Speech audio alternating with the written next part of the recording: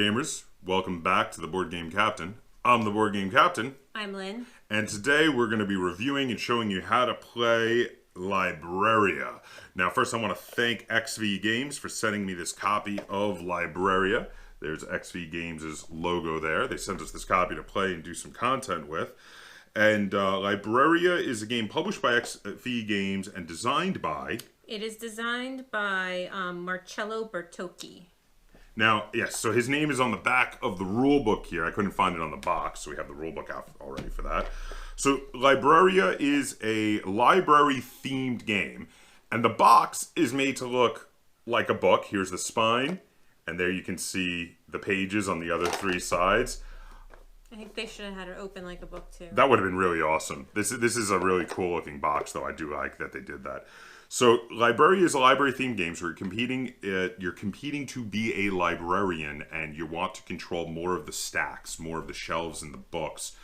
But you don't want to control shelves that are poorly maintained and have book-eating mice in them, because they'll eat your books and you'll lose points. It actually plays like a weird sort of abstract strategy area control game.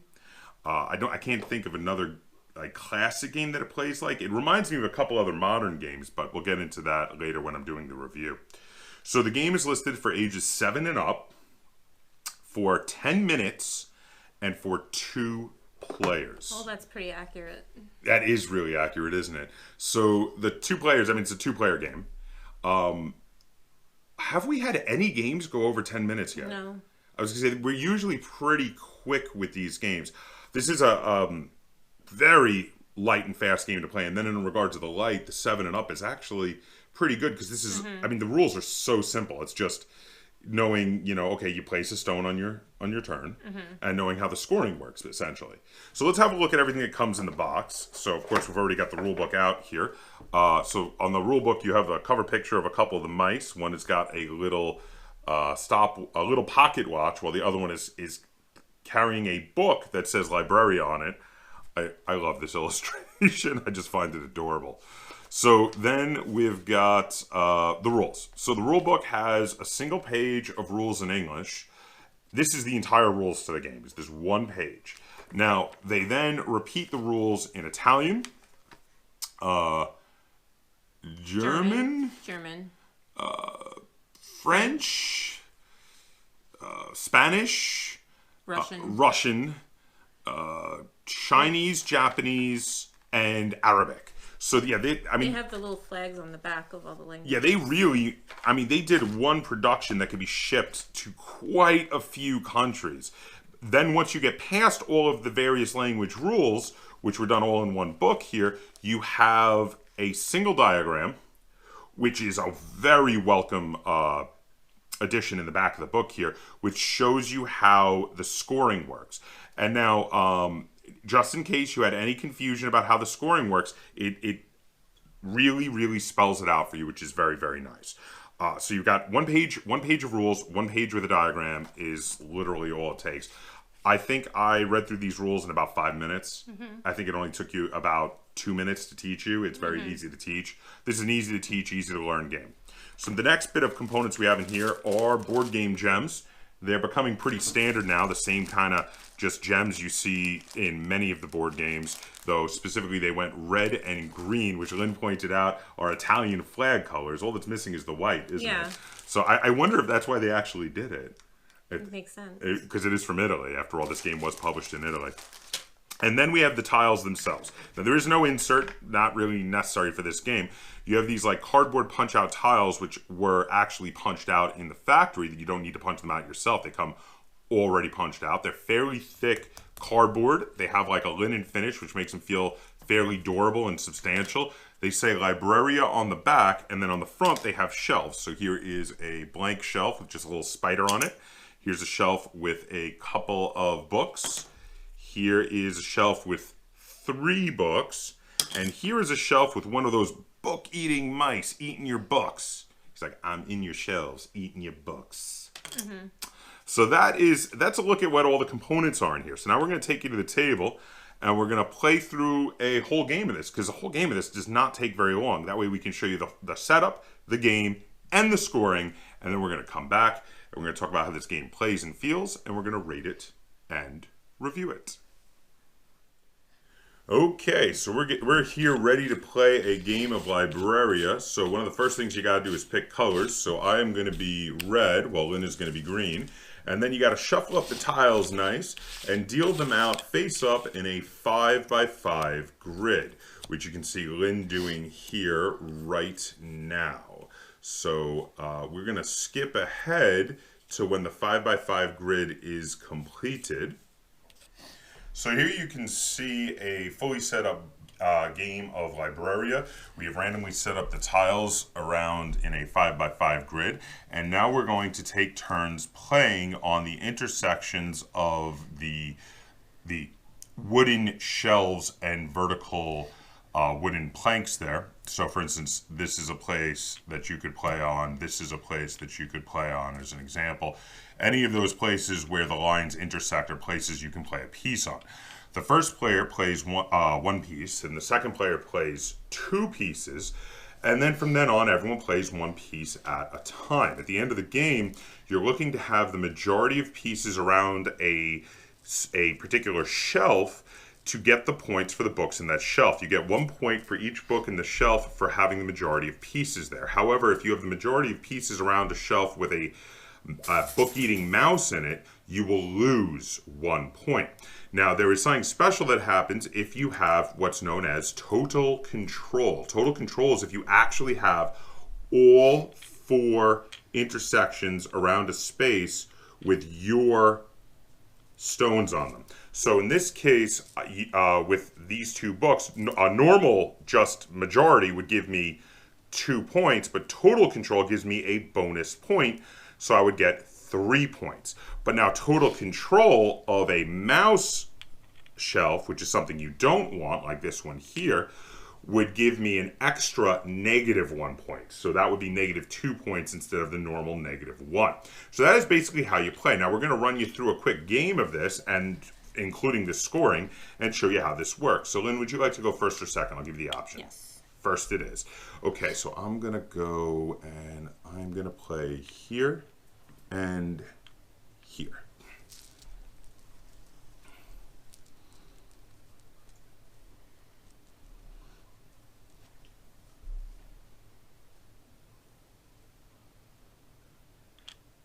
Okay, so no one gets that one.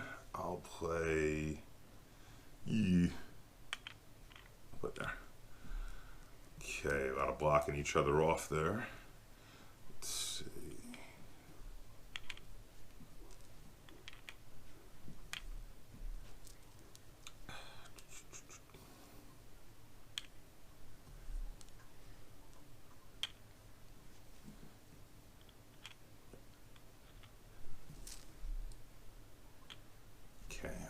Woo, total control. Yay! Nothing. Well, it gives me 1 point. Because a total control of an empty shelf will give you the 1 point, the 1 bonus point. So that's something. It's total control of nothing, which gives me something. I know that's odd. It's really odd. But it is how that works. Yeah, I saw it, and I was trying to figure out where I was going.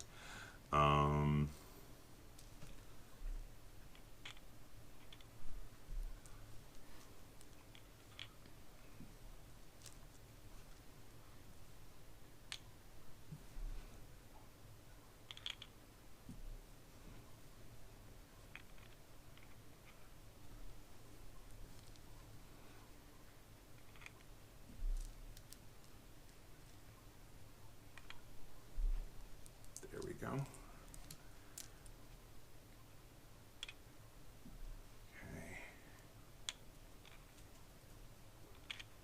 Okay. There we go.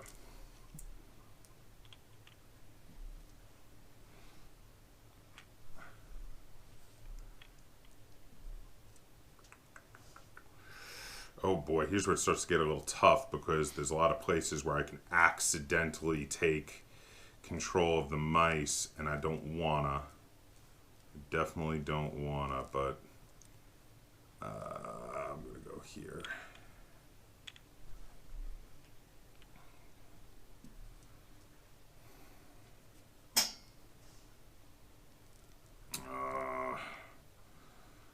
Yeah, I know. That's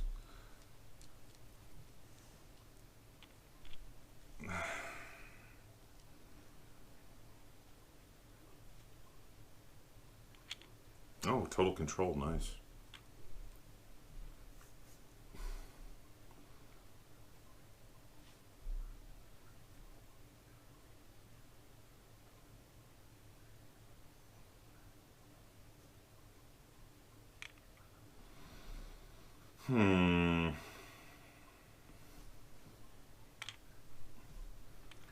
Okay, so there we have played all of our pieces onto the board. So now any areas like here, this shelf here, which has 2 of mine and 2 of Lynn's, no one's getting points for those.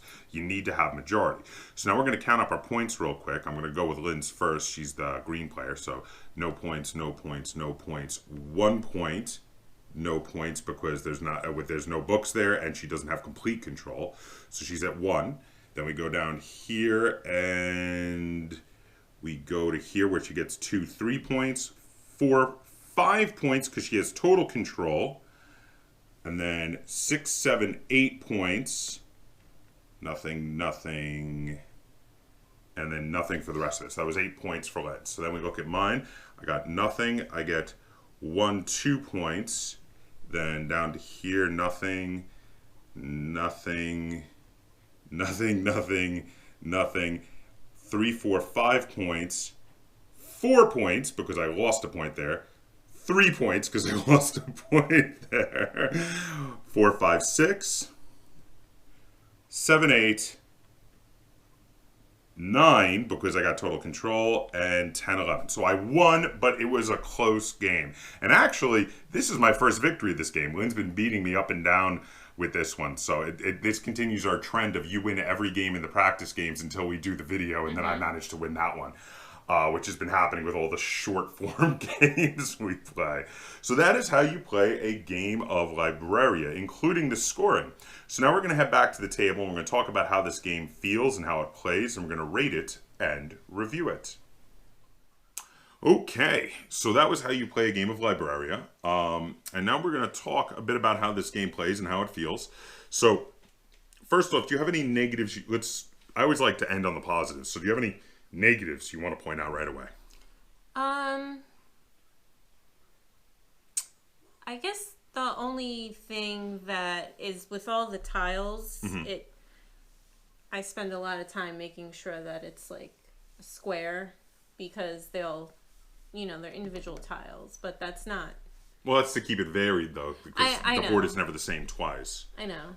So, but I don't know, like maybe like a little cardboard frame that you could put together to put all the tiles in, so they're all nice. And, that would have been nice. Sure. You know? Yeah, I could see that. So you're saying you would have liked that to be in the set. And I mean, you could have been able to like break it apart and just put it together like puzzle pieces at the corners. Oh yeah, know? No, that would have been nice. Yeah. But of course, I'm pretty sure they were trying to keep the cost down. Yeah.